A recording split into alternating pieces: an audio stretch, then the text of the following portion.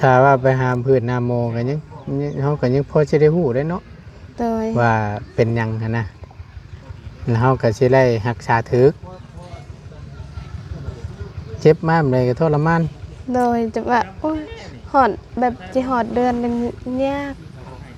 เราจะว่าบ่ให้มันหอดเดือนแบบคานอยากเจ็บจะเจ็บแหงบางครั้งก็จนหายหมอเลยจะเราหายใจไปได้เต่งกับไรนอนแบบนอนมีแต่นอนเต่งแมนอย่างเดียวนอนกดไว้โดยเกี่ยวกับภายในซ้ำของผู้หญิงพี่น้องเนาะโดยถ้าว่ามีเงินก็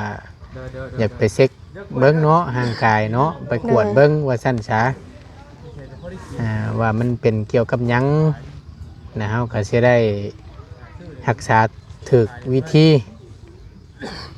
ถาตายชื่อแล้วแต่มันออกแล้วฮะถาตายชื่อถ้ามันกดมันออกมันมีเงินเป็นปัวแล้วบ่ว้าล่ะ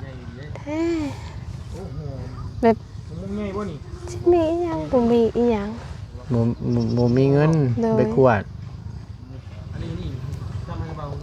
มีถ้าว่ามันออกมาหรือว่าเจ็บแต่ละครั้งเทื่อนี้ก็มีแต่ว่าคิดอยู่ทางเดียวคือตายอย่างเดียว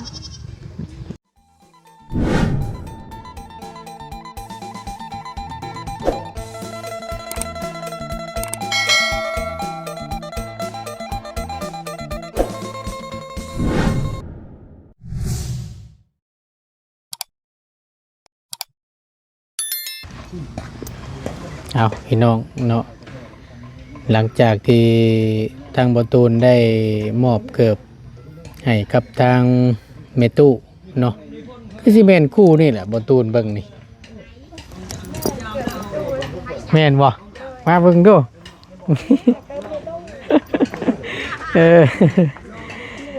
แม่บ่ล่ะเอาสบายดีอีกรอบแล้วนางเด้อโดยนี่บ่เกือบแล้วนะไผเป็นคนญาติใส่อันนี้แม่นี่เนาะน้องสายอีกคนนึงเจ้าเองบ่ดูไปน้องสายเกือบคู่นี้เลยกักนี่ลิพี่น้องก็เบิ่งดูค่ะโทษแล้วอันนี้เดี๋ยวเราก็ไปติดเป้านี่บ่เลย อันนี้แม่นบ่อันที่ว่าเราว่าอันออกไปพารานแหละเขาเอาให้นะเลยผู้นี้บ่เลยตอนนั้นเราไปกับไผมิตุเราไปกับนาบาวเลยไปเห็นแล้วย่างตีนเป้าสิได้ติเลยเพิ่นสงสารเพิ่นก็ได้เอาให้สิบ่เลยช่วงเพิ่นให้ช่วงนั้นมันก็ยังใหม่อยู่เนาะเกิดเพิ่นใส่แล้วบ่เลยมันจะขาดแบบนี้นะ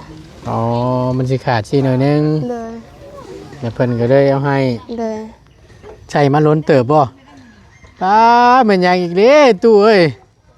ของฝากของต้อนมาอีกแล้วมาฝากแซวนี่บ่โอ้ยเอาขอบใจเด้อตู้เด้อรถไปพุ่นแหละตู้เอ้ยเอาพี่น้องเนาะกะกุรีทั้งง่ายออกไปข้างนอกมึงยินนี่แวะซื้อให้ทางเราแล้วไผถือต่อบัดนี่ครูเกือบครูนี่น้องเลยคนใดน้องผู้ชายใส่เกือบครูนี้เลย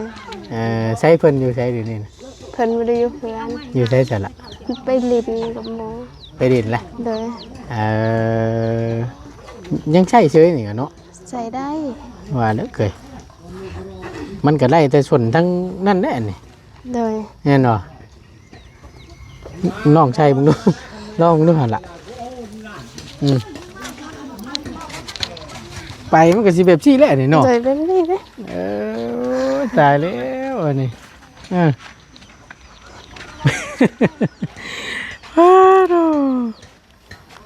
คักแน่ลิอันนี้นี่เพิ่นให้ตะลนแล้วบ่ซะเลยฮะเลยตะลนละเลยเพิ่นไปตู้เพิ่นใช้ได้จักปีแล้วเนาะบ่ฮอดปีได้2 เดือนเลยตะกี้ได้ซะแต่ก่อนนั่นได้ซะเนาะแล้วก็มีอยู่บ่ก่อนสิได้เกิดคู่นี้นะแล้วบ่มีเลยไปตีนเป้าเลย ปลาต้องไปหันไปนี่ก็เป็นย่างตีนเป้าไป โดย อ้าวหูยพี่น้องแล้ววันนี้แหละเพิ่นนั่นออกไปพุ่นแล้วเพิ่นเห็นเพิ่นดูโตนนี่แหละเนาะเพิ่นได้เอาให้เนาะ โดย โอ้ไม่ตู้ก็น้ำใจจังแม่นงามเนาะตู้เนาะบิแบ่งเราก็ได้โอ้ยนี่เอาคักๆนี่ลูกครึ่งไทยลาวได้น่ะพี่น้องเอ้ย โดยแบบ แม่นบ่ โดยเราเป็นคนแต่พลาน ฮะ เราเป็นคนแต่พลาน ในตู้นี้ โดย เอ้าใช่แม่นบ่ โดยเป็นคนบ้านเดียวกัน เอาเลยบ้านมาพี่คนฉันเนาะ มาพี่คนมานั่งสิเบิ่งมานั่งถามผมก่อนบาดนี่พี่น้องเนาะเอานั่งลงนี่ก็ได้โอเคอันว่าถามไม่ค่อนบานอันในเมตู้นี่เราเป็นคนแถวพลานบ่ เลยตึกแถวพลานตึกแถวใส่แต่เก่าเราเอาพัวแถวพลานเนี่ยมาอยู่ในบ้านเนี่ย พัวแถวพลานแหละมาอยู่บ้านนี้ เลย ใช่สารเราเป็นคนอยู่ทางหนองโกมบ่อยู่ทางลงสวรรค์บ่ แล้วเนี่ย แม่น น้องก็บ่ฮู้แบบเห็นพัวเรากับเรามาอยู่บ้านนี่แต่โดน อ๋อ แต่มันคนบ้านเดียวกัน บ่ เลย เห็นแล้วว่าในคลิปอ้ายหรอกมื้อนั้นเราเอาม่วงมาให้แล้วพี่น้องเลยเนาะเห็นแล้วว่าอันนะแต่ว่าเพิ่นอย่างพ่อกับแม่แล้วพอเป็นลูกครึ่งไทยลาวได้เราก็ได้เห็นแล้วว่านะอันนี้เฮือนเราเนาะ โดย เราอยู่กับลูกชายแม่นบ่ โดย เป็นช่างเลยนะ โดยแต่เก่าเราก็มีพัวแล้วเราก็เพันปะกัน ปะอย่าห่างกัน โดย อันว่าอันเข่าเจ้าน่ะแล้วแล้วอันเขาให้เจ้าน่ะนำแล้วเลย ยัง ยังอยู่ โดย ยังหลายเติบบ่ล่ะ ยังครึ่งหนึง ยังครึ่งหนึง โดย กวางเติบบ่ บางทีว่า ช้ำอยู่บ่เลื่อนเพื่อนเจ้านี่ กลัวนิดนึง เลื่อนนี่หน่อยนึง โดย เพราะว่าทั้งบ่ตูนเองก็ยังบ่เคยเห็นจักเทื่อไกลเด้อบ่จากบ้าน กาย นะ แบบไปหายเมตูนพยายามคอยถ่ายคลิปให้หอด2-3 ชั่วโมงหายเมตูนพยายามเมื่อย ไก่แท้ แต่ว่าหายน้อยเดียวแต่หายเมตูนเป็นนาน บ่ เลย เราเฮ็ดบ่ได้หลายบ่คักแน่เด้ซะเนาะเพิ่นไล่จักเป่าจักช็อปกันแต่ละปี ไปกาย7 ชอบ 7ชอบ เลย กลุ่มได้ฮอดใช่เว้ย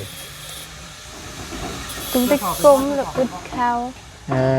อ เมตูก็อึด มีตู้เกิดคือกัน เลย อันเวลามีตู้บัดเข้านี่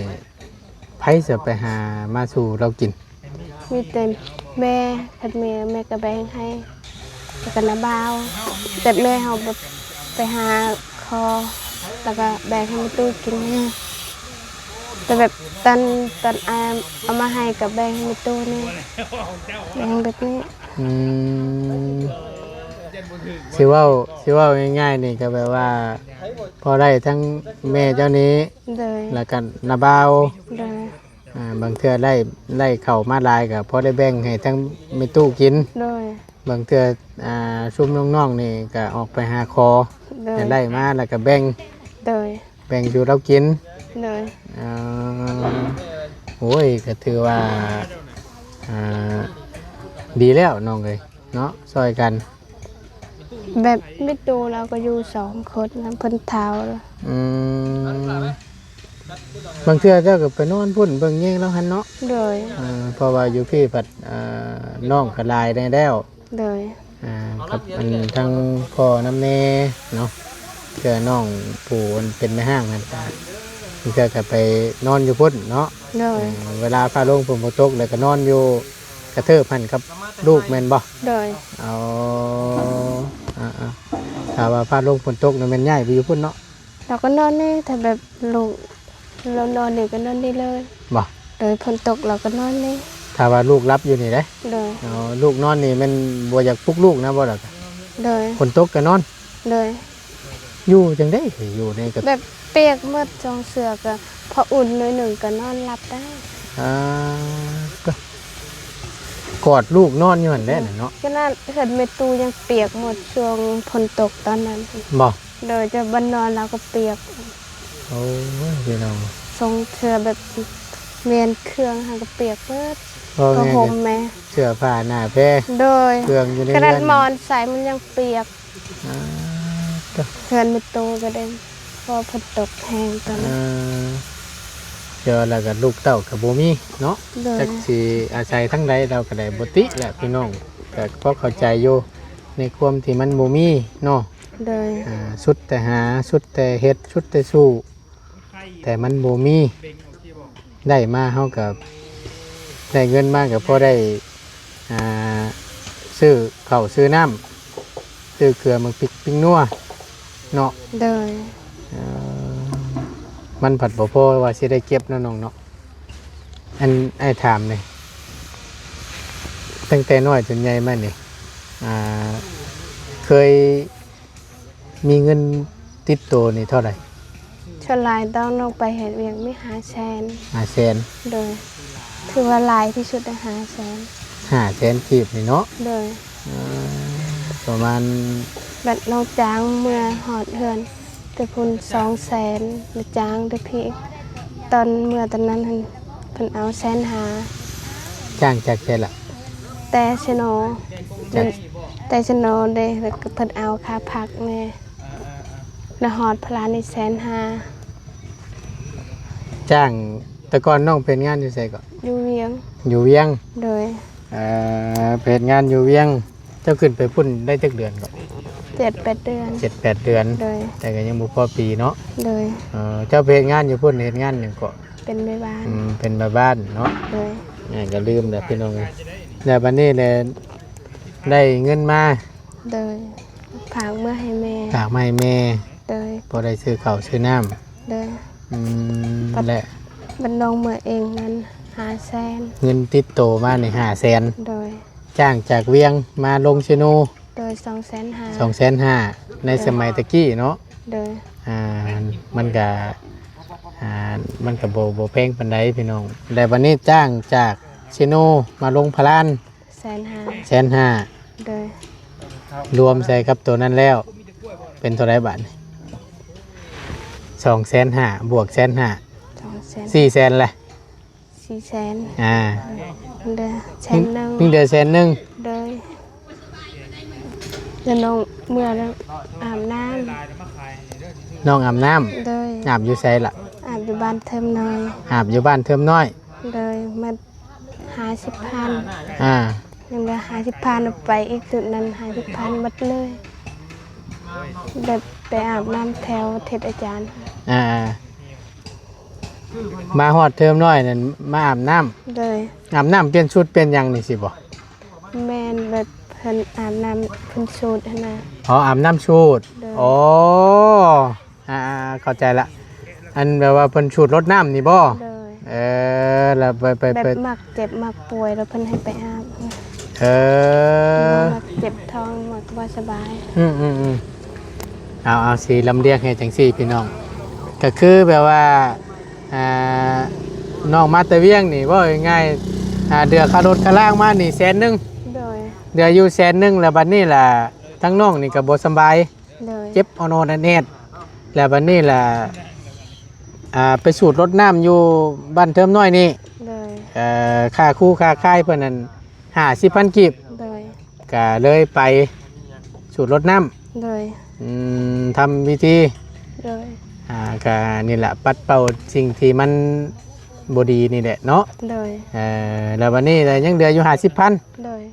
แล้วน้องไปอีก2เทื่อ ไปช่องเทื่อ โดย เบิดผู้ดีบานนี่ หมดเลย บ่เหลือหยังเลยโอ้ได้เฮ็ดจังไดต่อบานนี่ น้องอยู่ อยู่ แบบจะไปงานเล็กกะน้องไปได้เพราะว่ามันเจ็บท้องเลยแล้วก็เมื่อยข้าวก็กินบ่หลาย อ๋อ ขนาดนอนแบบทุกมือก็ยังเมื่อยแบบเฮานอนจนบ่อยากตื่นแบบเมื่อยแฮง เจ็บท้องบ่ โดย เป็นมาแตะลุนนะบ่ซะน้องขอโทษ โดย ได้จักเดือนเนี่ยนะ เจ็บแต่บ่ว่าแต่น้องเป็นประจำเดือนครั้งแรกแต่โดนเจ็บค่อยๆบัดใหญ่มาแห้งเจ็บแห้งนี่เลยเด้อแต่มันใหญ่ปานนี้ สิเว่าง่ายๆตั้งแต่น้องเริ่มอายุเริ่มรายแล้วเป็นเอารอบเดือนจะมาแรกๆเลยอายุจะจักปี 16 ปี 16 โดย ช่วงเป็นใหม่ๆช่วงนั้นนะก็ยังเจ็บบ่แฮง โดย แต่บัดพ่อใหญ่มา16 17 โดย 18 โดย จนมาฮอด 22 ปัจจุบันนี้ โดยแห้ง 22ปี แห้งเจ็บแห้งกว่าเก่า เจ็บแฮงกว่าเก่า โดย เว้าขอโทษนํพี่น้องเอ้ยอันนี้ก็เกี่ยวกับภายในเนาะฮอดรอบเดือนมายามใดแต่ละเดือนนี่เจ็บบ่ล่ะ โดย เอาอยาก จะเจ็บเขาเลยกินแล้วก็เมื่อยบ่ได้หิวเขาวหิวน้ำแต่ บ่ เจ็บนะโดย เป็นทุกๆเดือน โดย โอ้ยเนาะพี่น้องแต่ว่าก็ยังบ่เคยไปหาหมอจักเทื่อถ้าว่าไปหาพืชนาโมก็ยังเฮาก็ยังพอสิได้ฮู้ได้เนาะ โดย ว่าเป็นหยังหั้นนะแล้วเฮาก็สิได้รักษาถึกเจ็บมากเลยก็ทรมาน โดยจะว่าโอ้ยหอดแบบจะหอดเดือนนึงยากเราจะว่าบ่ให้มันหอดเดือนแบบขี้คร้านอยากเจ็บ เอ่อ จะเจ็บแหงบางครั้งก็จนหาย หมอ เลยจะน้องหายใจบ่ได้เต่งก็บ่ได้นอนแบบนอนมีแต่นอนแต่งแมนอย่างเดียวน อนกดไว้ โดย เอ่อ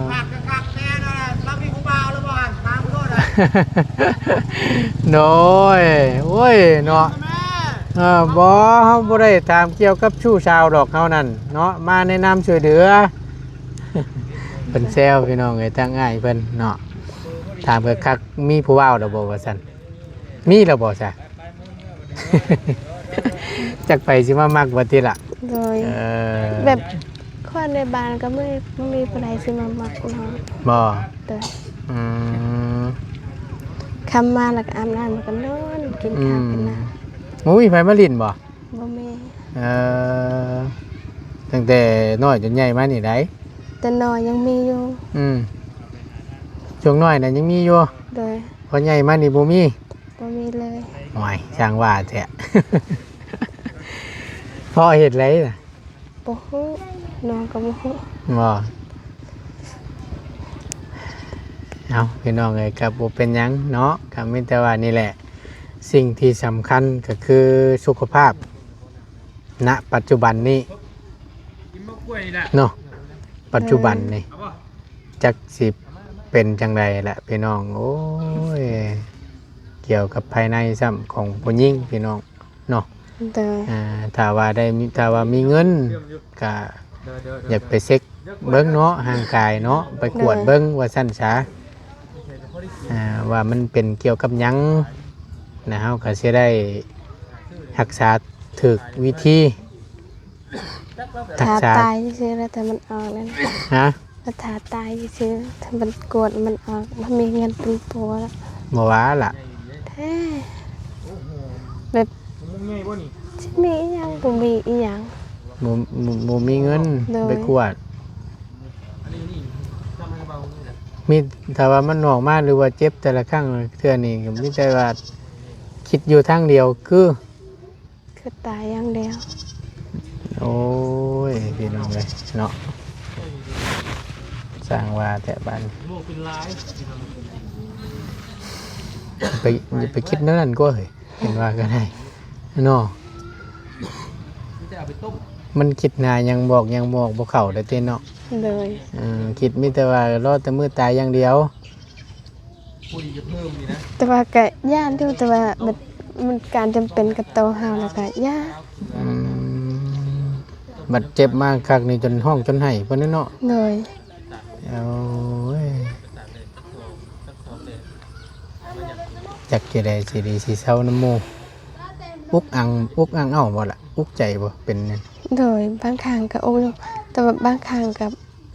อกบ่ได้ยังแบบมันติดเป็นโตหาแล้วก็อกบ่ได้ อ่า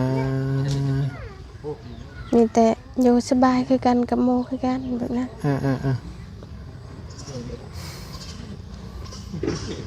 หมอมาคิดมาอันตรงที่ว่านี่นะพี่น้องเลยตรงที่น้องเพิ่นว่าเจ็บมาคักๆมีแต่ว่ารอแต่มือสิ้นใจอย่างเดียวว่าซั่นอ่าก็จะไปคิดนั่นแหละเนาะมีแต่หาวิธีนั่นแหละน้องเอ้ยหาวิธีเคยต้มฮักไม้ฮักตอกกินอยู่บ่ เคยกินดูกินน้ำมัน แต่มันบ่เศร้าบ่ โดย หมอทั้งง่ายว่าย่ามันยันเฮารักษาบ่ถูกทางมันแหละมันก็บ่เศร้าแล้วต้มหักไม้เพราะว่าเฮาก็ยังบ่ได้ไปกวดเด้บ่ได้ไปกวดบ่ได้ไปเอ็กซเรย์เบิ่งถ้าว่าเฮาไปกวดไปเอ็กซเรย์เบิ่งไปเอ็กโกเบิ่งแหละเฮาสิได้ฮู้ว่ามันเป็นหยังแล้วเฮาก็หมอเพิ่นก็สิแนะนำให้รักษาถูกวิธีนั่นแหละมันก็สิเศร้า เคยตะวันบ่เคยไปนะ เดี๋ยวบ่เคยไปจักเทื่อ โดย อืม ถ้าแบบเจ็บก็มีแต่นอนแล้วตามันเศร้ามันเอง หืม เจ็บก็มีแต่ตามันเศร้ามันเองเห็นว่า ถ้าเจ็บมาแล้วมีแต่ท่าให้เศร้า โดย ท่าให้เศร้าเองมันจักมื้อนั่นน่ะ ประมาณ5 มื้อ 5-6 มื้อ โดย หากแต่ว่าทรมานแฮง โดย อืมอันที่ว่าคิดที่ว่ามีแต่ว่าอันโอ้ยเจ็บมาแนวนี้นะมีแต่ว่าโอ้ยสิตายแล้วมีแต่รอมื้อตายอันนี้คิดในใจบ่ โดย พ่อแม่บ่ฮู้น้องนุ่งก็บ่จักนำ บางครั้งก็เคยบอกอยู่ บอกว่า แต่แบบเจ็บแบบนี้หันได้ยินมาว่าเจ็บแบบนี้มันคงเกิดเป็นคนโดนอยู่ว่ะ อ่า ก็เคยบอกพ่อแม่อยู่ถ้าเพิ่นก็แนวบ่มีแล้วก็อยู่ อืมโอ้ยเนาะ